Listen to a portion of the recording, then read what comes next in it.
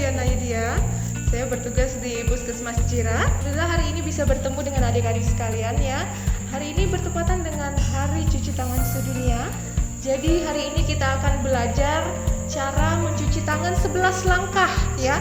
Ini adalah salah satu cara untuk memutus mata rantai penularan COVID-19. Selain kita akan belajar cara cuci tangan 11 langkah, kita juga akan mempraktekkan cara pengelolaan masker sekali pakai. Untuk cara mencuci tangan 11 langkah, yang pertama adik-adik bisa ikutin ya.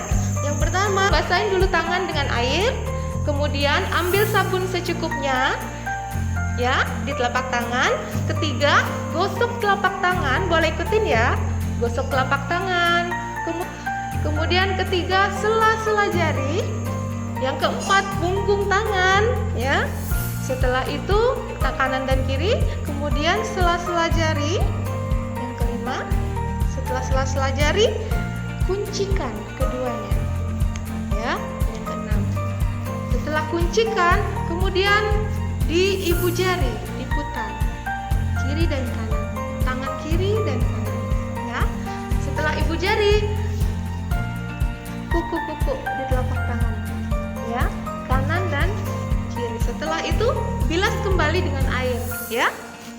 Bilas lagi dengan air.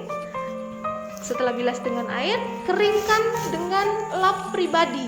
Artinya lapnya tidak boleh sepinjem-pinjeman ya. Nggak boleh berbagi dengan teman-temannya. Lebih baik juga menggunakan tisu. Kemudian dikeringkan. Setelah dikeringkan dengan tisu, tisunya dibuang di tempat sampah ya.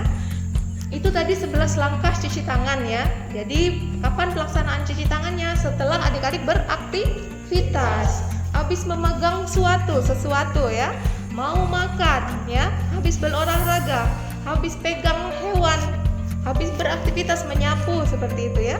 Itu harus dicuci tangannya ya.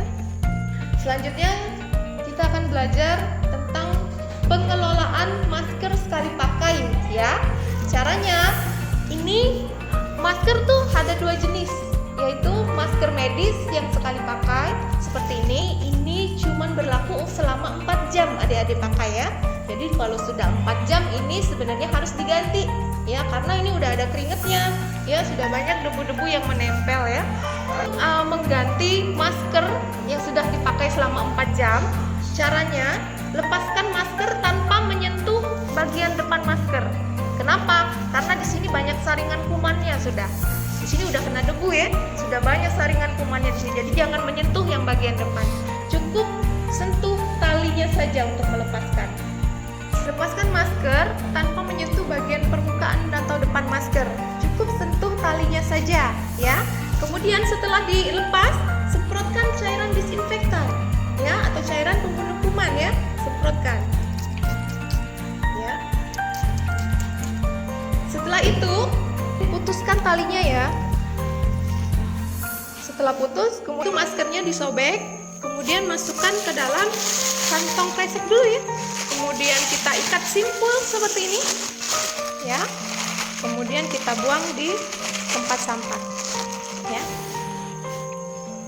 Setelah dibuang di tempat sampah, segera ganti dengan masker yang baru ya. Gunakan kembali masker yang baru tanpa menyentuh permukaannya. Tetap sentuh talinya saja. Dalam penggunaan masker sekali pakai, hal yang harus diperhatikan yaitu harus menutup hidung sampai dagu maskernya. Hidung sampai dagu ya.